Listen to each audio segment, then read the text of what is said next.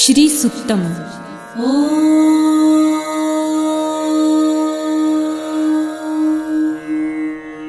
हिरण्यवर्णां हरिणीं सुवर्णरजतस्रजां चन्द्रां हिरण्मयीं लक्ष्मीं जातवेदो महावः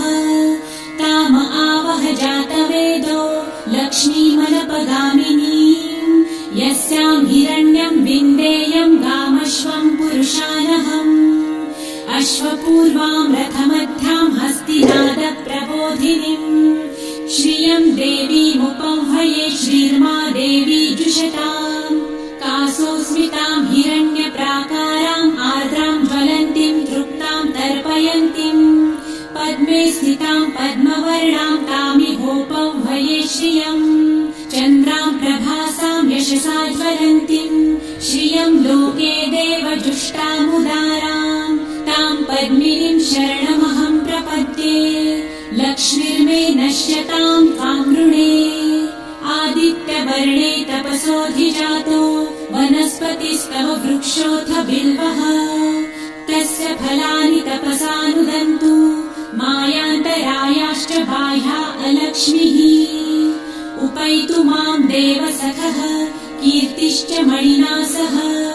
प्रादुर्भूतोऽसुराष्ट्रेऽस्मिन् कीर्तिमृद्धिं ददातु मे शुत्वपासामलां ज्येष्ठाम् अलक्ष्मीं नाशयाम्यहम् अभूतिं समृद्धिं च सर्वानिर्णुद मे गृहात् गन्धद्वारां दुराधर्षां नित्यपुष्टां करिषिणीम् ईश्वरीं सर्वभूतानां तामिहोपह्वये श्रियम् मनसः काममाकुतिं वाचः सत्यमशीमहि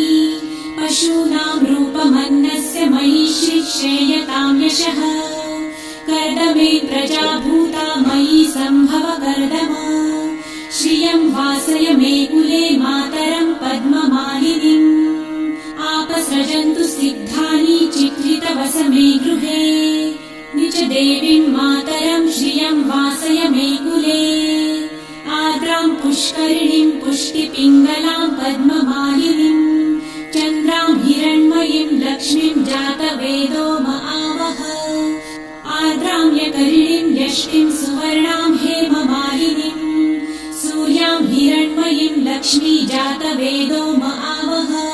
ताम आवह जातवेदो लक्ष्मीमनपगामिनीं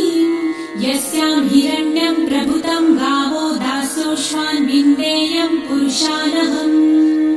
यः शुचिः प्रयतो भूत्वा जिहुयादाजमन्वहम् सूक्तं पञ्चदशर्च च श्रीकामः सततं जपेत् पद्मानने पद्म उरु पद्माक्षी पद्मसम्भवे तन्मे भजसि पद्मक्षी येन सौख्यं लभाम्यहम् अश्वदायै गोदायै धनदा